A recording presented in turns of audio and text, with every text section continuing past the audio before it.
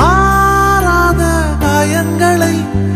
ஆற்றும் நம் நேசந்தனை மாளாத சோகங்களை மாய்த்திடும் மாயந்தனை செய்யும் பிந்தை காதலுக்கு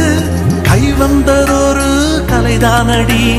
உன்னை என்னை ஒற்றி ஒற்றி உயிர் செய்யும் மாயமும் அதுதானடி